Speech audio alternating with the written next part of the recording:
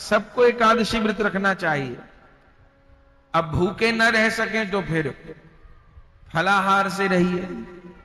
अगले दिन मानो आज एकादशी है तो अगले दिन व्रत का पारण करना होता है। व्रत का पारण माने व्रत खोलना।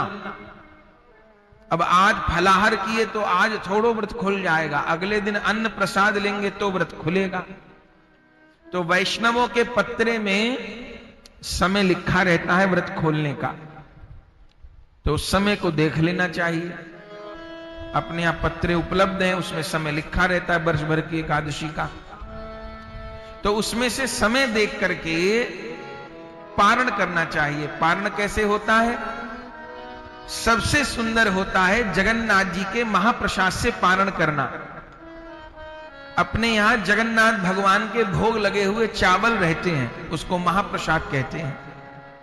उससे खोलें व्रत को। अगले दिन माने सबसे पहले वही चावल का कण लें, अब फिर आप जो बनाओ सो बनाओ, भोग लगाओ पाओ। एकादशी का व्रत सब लोग करिए, ये तो भागवत जी की आज्ञा है।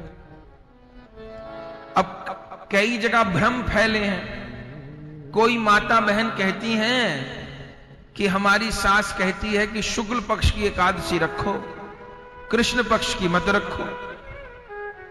कोई कहती है, हमारी अम्मा तो कहती है बड़ी बड़ी रखो, हम कहते हैं तो छोटी छोटी कौन है ये बता दो। भैया सारी एकादशी बड़ी है, छोटी तो कोई भी नहीं है।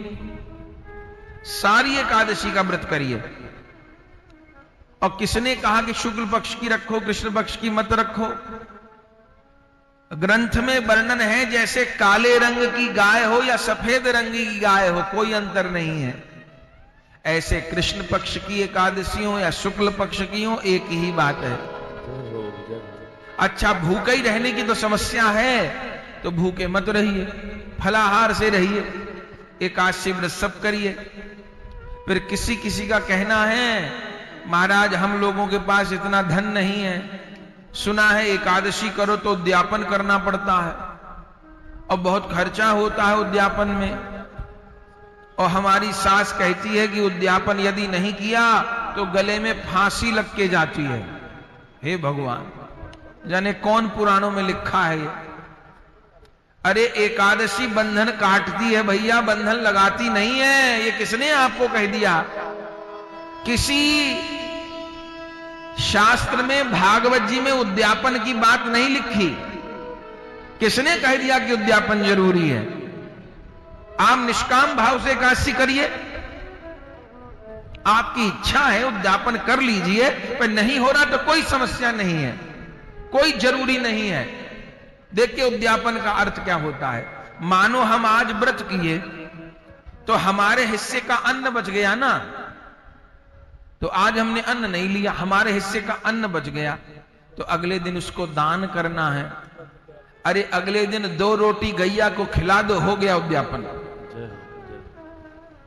गैया को खिला दो, रोटी सब्जी जो बनाते हैं, हो गया उद्यापन। मंदिर में थाली भेज दो, कोई ब्राह्मण है उसको अगले दिन भोजन करा दो, साधु को करा दो, हो गया उद्यापन।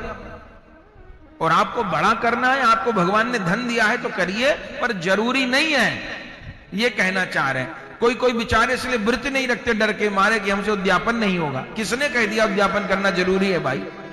कोई हमें लिखा दिखावे? कहीं नहीं लिखा। आप केवल एकादशी व्रत करिए, खूब निष्कामता से करिए, खूब प्रेम पूर्वक करिए, और कब तक करिए?